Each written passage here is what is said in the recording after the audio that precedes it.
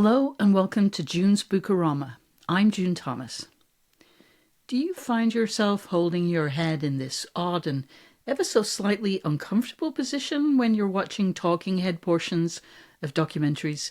If so, is it because you can't resist trying to see what books are on people's bookshelves?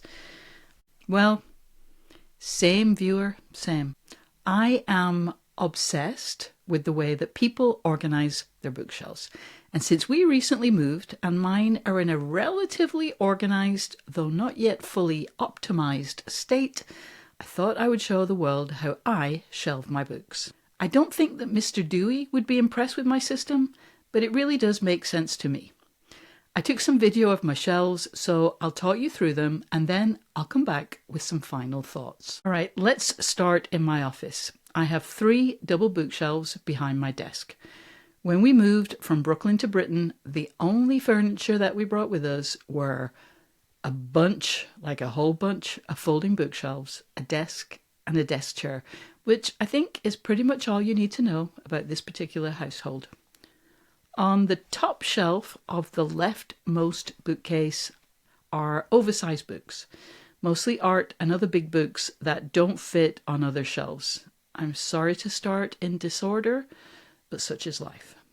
Below that is a section of queer nonfiction, including some copies of Sinister Wisdom. I haven't had a chance to alphabetize this section yet, but I find it pretty easy to find things. I would still like to push a bit of A to Z onto it though. Oh, that looks like a good book. Next to that is a section on biography. Again, librarians wouldn't approve of my system because although it is organized, it really is, I don't always stick to whether the alphabetical order is based on the author of the book or the subject of the biography. And I base that decision on which I think future me will find it easiest to remember and find. For example, I have several biographies by Diana Suhami, and they're all shelved together. Meanwhile, my slightly reluctant or embarrassed, I'm never quite sure which it is, obsession with the Mitfords means that books about that family are confined to one shelf regardless of the author. Now, although I keep fiction and non-fiction separate, usually, but we'll get to that later, some of my favourite authors write both fiction and non-fiction, and I like to keep their books grouped together.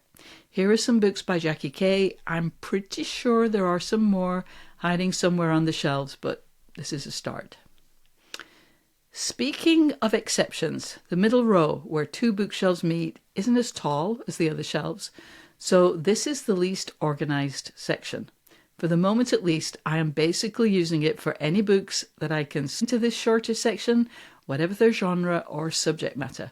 One day I will impose some sort of order on these middle shelves, but that day has not yet arrived. I also group books on subjects that I have a particular interest in. Underneath the poetry and a few plays, these are my books about dentistry. Mostly non-fiction, but there are also a small number of novels in there. I have to admit though that the dental connection isn't always super strong in the novels. Over here on this other bookshelf, I try to collect books that I have recently acquired and want to read next. I'm not really sure how well this system works, to be honest with you. I was trying to keep it to one shelf, but as you can see, I've already resorted to cheating. My intention is to keep this TBR soon section to a reasonable number because I know that when I shelve new books in their forever home, I tend to forget about them, which is exactly what I'm trying to counter. Below that, we have some books about the arts, movies, theatre, books on books, but I know that this is complete in part because those volumes are often oversized, which means they have to be on the top shelf of a bookcase. Speaking of which, we're going to move to the living room now. These shelves are shared with my partner, although for the most part, we tend to stick to our own separate shelves, and we only really mix our books for things like cookbooks or travel guides. As you can see, these shelves are still a bit disorganized. More of those oversized books on top, along with a lot of volumes about urban sketching. I was really into it a few years ago, and if you need proof that I'm the sort of person whose first response to finding a new hobby is to buy a bunch of books on the subject, well, look no further. What I'm trying to collect here are general fiction and general non-fiction. They still need a bit of work. Oh hey, here's a little section of books about Scotland. The final couple of shelves are my most idiosyncratic. These are my association copies, which I believe is the fancy name for books written by friends or colleagues, or books that I had some kind of involvement in. As you can see, some of my friends are pretty prolific. Finally, I have a sort of floating shelf thing over in the corner, which currently houses a random collection of books in Spanish, books by Robertson Davies, one of my favourite writers, and a few miscellaneous volumes that I couldn't fit anywhere else. Okay, as I said, I haven't finished organising yet, but for the moment at least, there aren't any piles of books on the floor, which does tend to happen. There is some alphabetization that still needs to be imposed, but this basic system works for me. I do want to share a few final thoughts with you though. Number one, don't get locked in.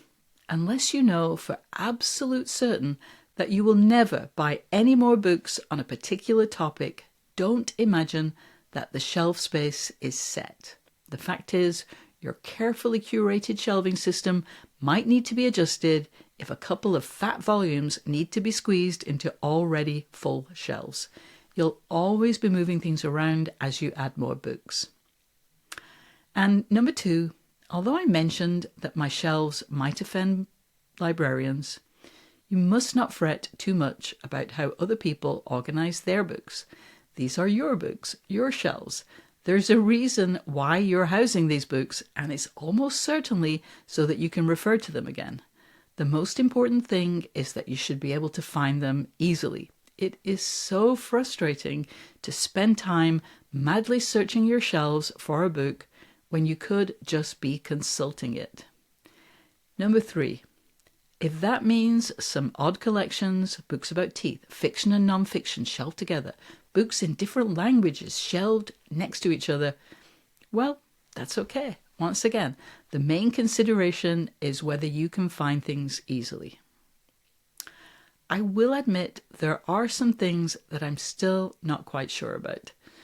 Shelving all the new books I want to read next in one section makes sense, as long as that doesn't become their permanent home. I'll have to report back on that in 6 months or so.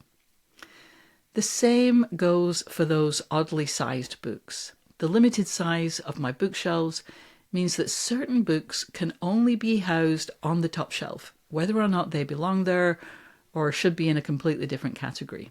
The same goes for the short kings, which I put on the narrower middle shelves in a pretty random way, for the moment at least. Finally, like everything else in your home, bookshelves are finite. If you have more books than you can fit onto your bookshelves, and something tells me that many of you do, that cannot be a permanent situation. You have to, how can I put this, shed some. I wish I were better at that, but I do take books to Oxfam or pass them along to friends when I exceed the space that's available. Really, you have to. That's it for my bookshelves for today. I would love you to share your idiosyncratic shelving system in the comments below, or tell me what you think of mine. Am I doing it wrong? And if you have any questions about my bookshelves, or indeed about my book, A Place of Our Own, 6 Spaces That Shaped Queer Women's Culture, please share them below. That's it for today. Thank you for watching. I'll see you soon.